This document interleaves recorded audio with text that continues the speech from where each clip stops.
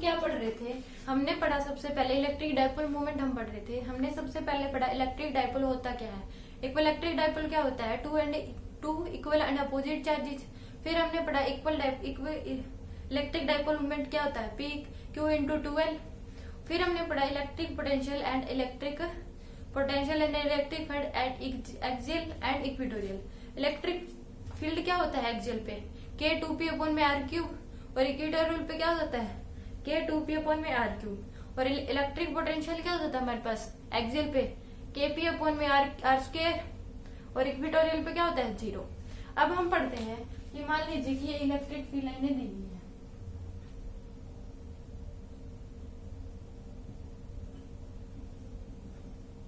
इसमें क्या रख दिया?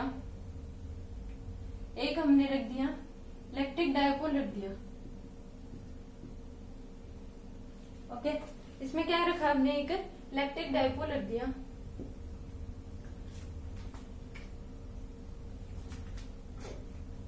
इलेक्ट्रिक डायपोल हमने रख दिया और ये एंगल थीटा पे 0 पे,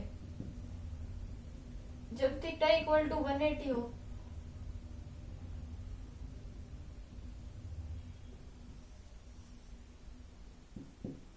हमने रख दिया। और एक हमने रख दिया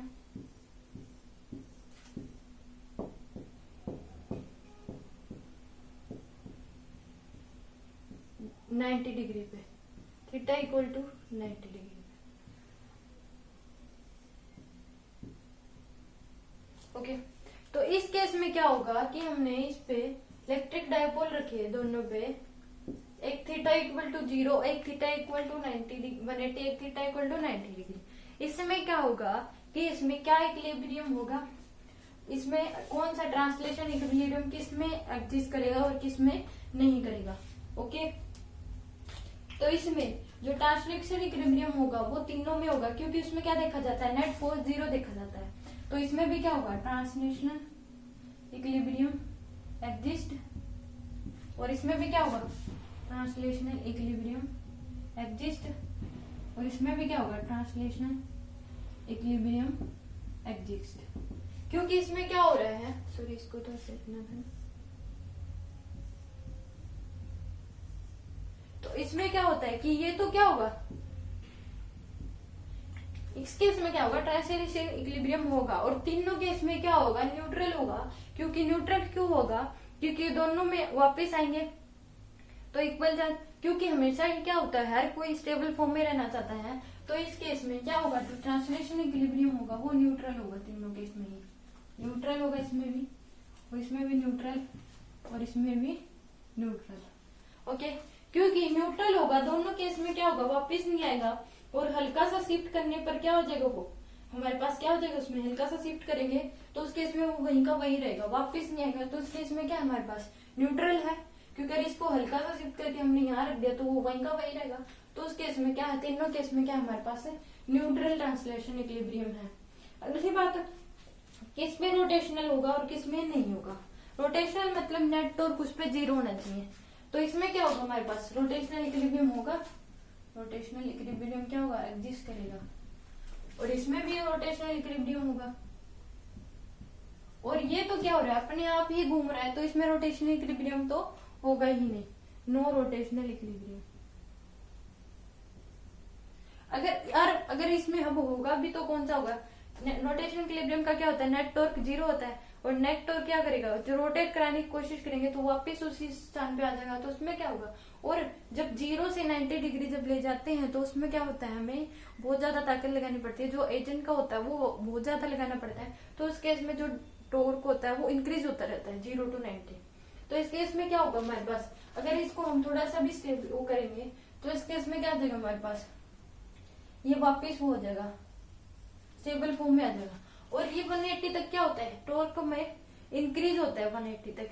तो इसमें क्या हो जाएगा हमारे पास? अनस्टेबल हो जाएगा, क्योंकि हम थोड़ा सा भी इसको ऐसे करेंगे तो ये वापिस ऐसे ऐसे ऐसे घूमता रहेगा इस केस में। ओके, जब एंगल क्या होगा? 180 डिग्री हमारे पास ऐसे है, तो इस केस में क्या रहेगा कि हम इसको ऐसे करेंगे, थोड़ा सा भी ऐसे करेंगे तो ये घूम ही जाएगा पूरा। ओके, तो इस केस में क्या है? अनस्टेबल। और इस केस में तो रोटेशनल इक्विलिब्रियम है ही नहीं, तो हम इसकी वो क्या बता सकते हैं? टाइप क्या होगी? इसमें होगी ही नहीं। ओके,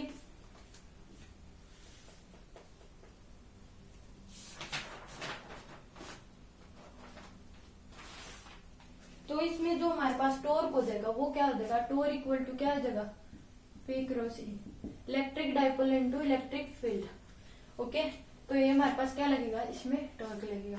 ओके, इलेक्ट्रिक डाइपोल ये क्या हमारे पास टॉर्क हो गया एज रेफरेंस है स्टेबल इक्विलिब्रियम। ओके,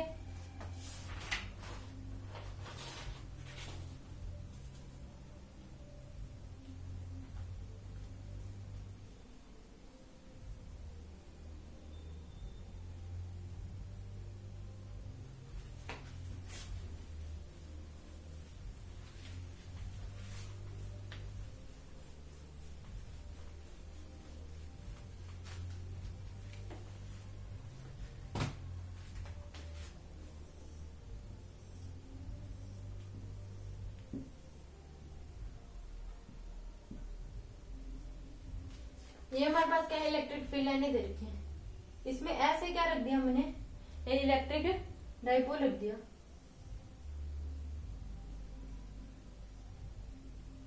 ओके, इसमें हमने ऐसे क्या रख दिया, इलेक्ट्रिक डाइपोल रख दिया।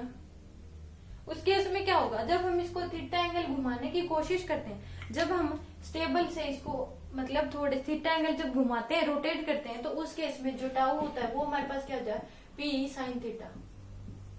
वो हमारे पास क्या होता है, पी, हमारे पास क्या जाता है, पी साइन थीटा हमारे पास क्या आता है इसमें। जब किसी स्टेबल डाइपोल को हम थीटा एंगल घुमाते हैं तो उस केस में जो इक्विलिब्रियम जो टॉर्क की वैल्यू रखती है वो पी साइन थीटा हो जाती है। ओके, इसमें साइन थीटा 0 to 90 क्या होता है, जब 0 to 90 हम करते हैं तो टॉर्क इंक्रीज होता है, क्योंकि हमें बहुत ज्यादा फोर्स लगाना पड़ता है स्टेबल से उसको अनस्टेबल से थीटा रखने में। तो 0 to 90 डिग्री जब हम जाते हैं तो उस केस में क्या हो जाता है, हमें बहुत ज्यादा टॉर्क लगाना पड़ता है। फिर 90 से आगे वो अपने आप ही क्या हो जाता है, घूमने लगता है 90 तक, फिर हम उसको छोड़ देंगे तो वो क्या आएगा, 0 आएगा, फिर इधर आ जाएगा। तो इस केस में क्या करता रहता है, वो मूवमेंट करता रहता है। ओके, तो पीई साइन थीटा इसमें क्या आ जाएगा, हमारे पास आ जाएगा।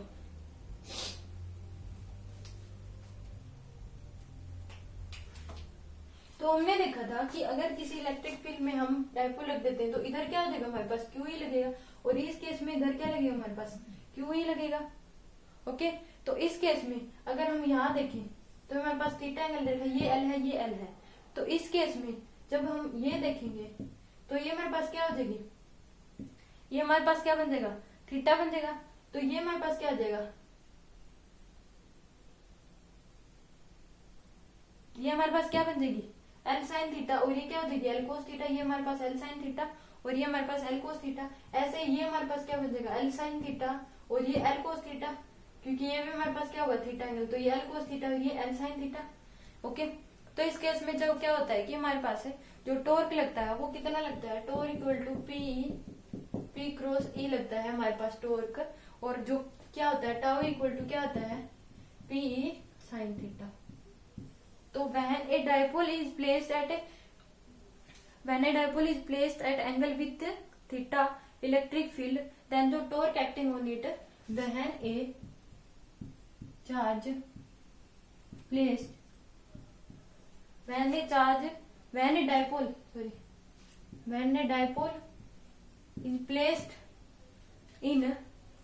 at an angle theta with electric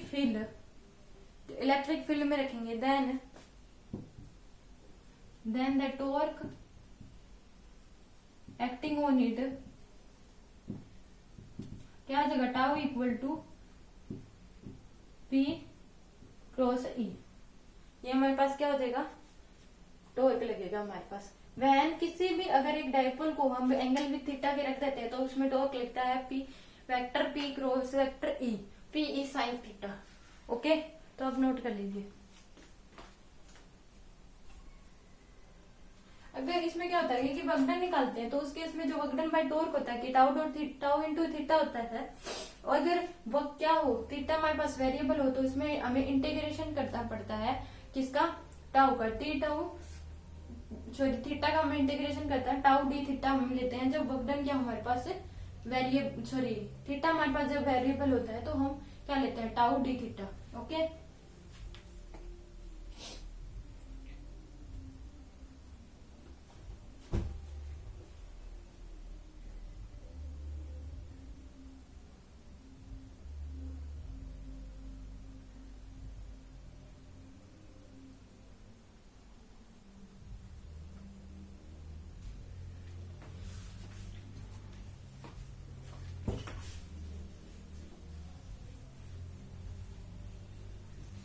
अब मान लीजिए कि हमारे पास टोर्क कैसे रखा हुआ है, हमारे पास अगर इस केस में क्या है, हमारे पास स्टेबल इक्विलिब्रियम में हमें टोर्क लिखा हुआ है। अगर हमें इसे थीटा एंगल घुमाना है तो जो हमारे पास जो टोर्क लगेगा वो कितना हो जाएगा, जो हमें वर्क डन करना पड़ेगा वो कितना हो जाएगा, वर्क डन जो हमें करना पड़ेगा इसको थीटा एंगल घुमाने में, क्योंकि जो डायपोल जो टोर्क होता है वो हमेशा क्या आता है, स्टेबल फॉर्म में उसको लाने की कोशिश करता है। तो इस केस में तो इसको हमें जब ये स्टेबल फॉर्म में है, इसको थीटा एंगल घुमाना है, तो उस केस में जो हमें वर्क डन करना पड़ता है वो क्या आता है, PE1 माइनस कोस थीटा होता है। ओके, अगर हम इसको क्या करें, जब 90 डिग्री इसमें थीटा की वैल्यू क्या डालते रहे, अलग अलग डालते रहे, तो इस केस में क्या होता है, जो वर्क डन हमें करना पड़ता है वो हमें PE1 माइनस कोस थीटा करना पड़ता है। ओके, तो जो टॉर्क होता है वो हमेशा क्या रहता है, स्टेबल फॉर्म में लाने की कोशिश करता है। जब किसी डायपोल को स्टेबल फॉर्म में रखा गया हो और उसको हम थीटा एंगल घुमाना है, तो उस केस में जो वर्क करना पड़ता है वो हमारे पास क्या होता है, PE1 माइनस कोस थीटा। तो when work done by an agent to rotate, क्या हो जाएगा, ये work done by an agent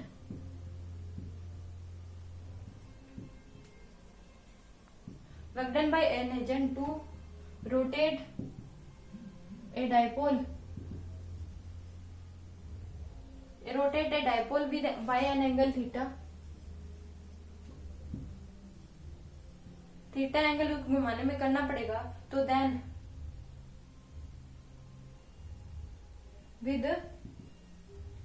with reference stable equilibrium, तो वो हमें कितना करना पड़ेगा, PE1 माइनस कोस थीटा। अगर हमें स्टेबल इक्विलिब्रियम से उसको थीटा एंगल रोटेट करना है तो उस केस में हमें वर्क डन में करना पड़ेगा PE1 minus cos theta. Okay, then you write down. और उसी केस में जब हम क्या करेंगे, जब उसको घुमाएंगे तो उसमें क्या हो जाएगा, पोटेंशियल एनर्जी आ जाएगी, और जब वापिस हम छोड़ते हैं तो वो वापिस अपनी स्टेबल फॉर्म में आने की कोशिश करें, तो पोटेंशियल एनर्जी काइनेटिक एनर्जी में चेंज हो जाती है। तो वो पोटेंशियल एनर्जी स्टोर जो उसमें होगी, जब उसमें घुमाते हैं तो उसमें क्या होती है, एनर्जी स्टोर होती है, वो क्या होती है, वो भी क्या होती है, PE1 minus cos theta taking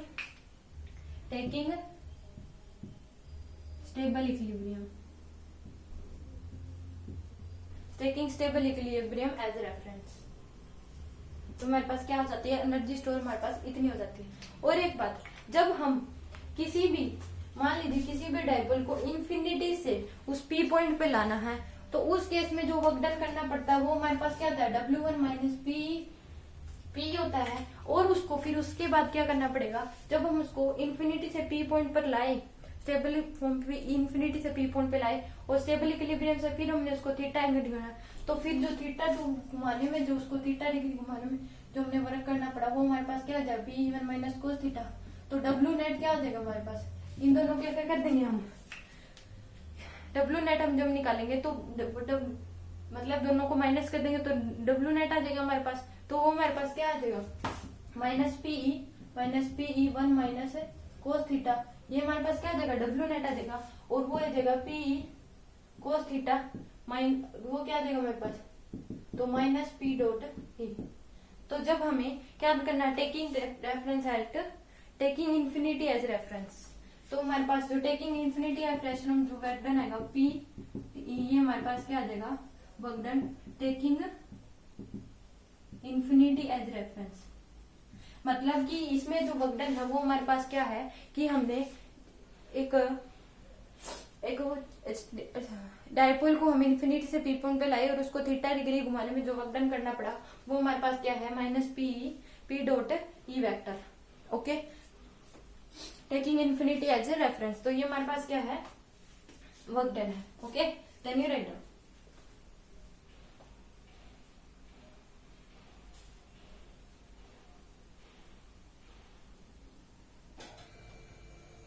और इसमें क्या होता है कि जब हमें कह दिया जाए कि एक डायपोल को 0 से 60 डिग्री घुमाया, फिर 60 से 90, तो इस केस में जो हम करेंगे, पहले हम 0 से 60 डिग्री घुमाने में जो वर्क करना पड़ा पहले वो निकालेंगे, फिर 60 से 90 डिग्री जो वर्क करना पड़ा फिर वो निकालेंगे, फिर उसमें से V नेट निकालेंगे, E1 minus V2, W1 minus W2 करेंगे।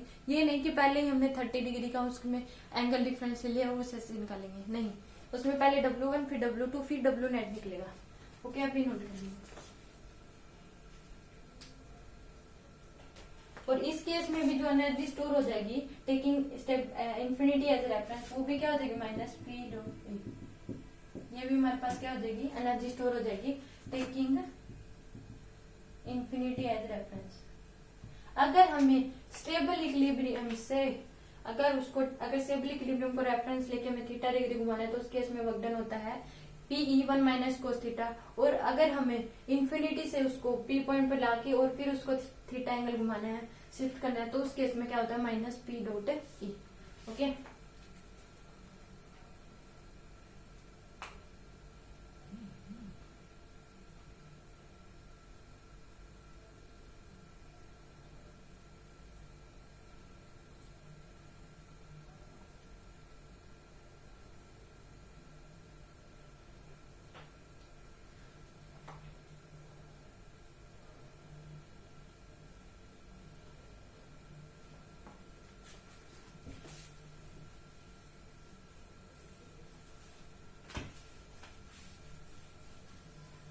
अगर हम इसमें देखें तो इसमें फोर्स इधर लगेगा और इसमें फोर्स हमारे पास इधर लगेगा।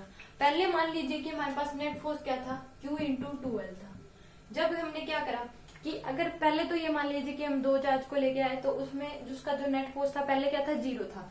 ये दो चार्ज रखे हुए हैं, हमने पहले क्या था उसको नेट फोर्स 0 था। फिर दोनों को जो सेपरेट करने में जो हमने वर्क डन करना चाहे वो मान लीजिए, या फिर वो मान लीजिए कि जब एक अगर हम इन्फिनिटी से एक चार्ज को लाए फिर हम दूसरे चार्ज को लाए, फिर उन दोनों को क्या करा, उन दोनों का डिफरेंस ले लिया।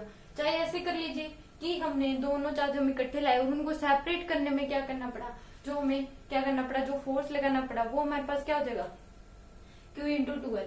ये हमारे पास क्या हो जाएगा फिर E into Q into 2L, तो हमारे पास क्या हो जाएगा PE। इतना हमें क्या करना पड़ेगा, वर्क डन करना पड़ेगा किसको, चार्ज को सेपरेट करने में। अगर नॉर्मली हमसे पूछा जाए कि इसमें क्या होता है, नेट पहले तो हमारे पास क्या था, 0 था, और उसके बाद चार्ज को सेपरेट करने में जो वर्क डन लगा वो हमने क्या कर लिया, PE लगेगा।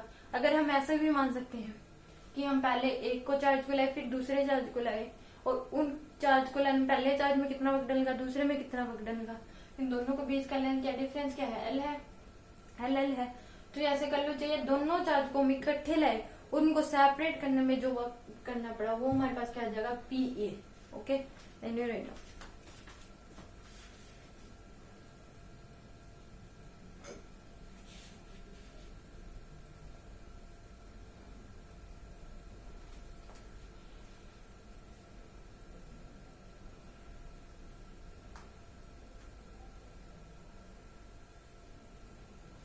और हमने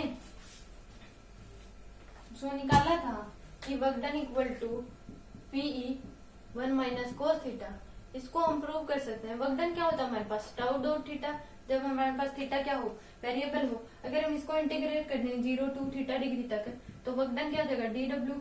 अगर इसको हम करें इंटीग्रेट तो work done W equal to क्या आ जाएगा हमारे पास, टाउ क्या आएगा, PE साइन थीटा और D theta 0 to theta degree तक W। इस केस में क्या आ जाएगा हमारे पास, PE बाहर ले लेंगे हम,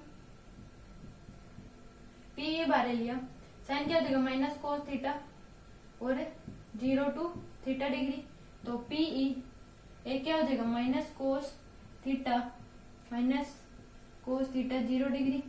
इसमें क्या आ जाएगा फिर PE 1 माइनस है कोस थीटा। ये हमारे पास क्या आ गया, वर्क डन। इसको हम इंटीग्रेट करके भी इसको निकाल सकते हैं। Okay, generate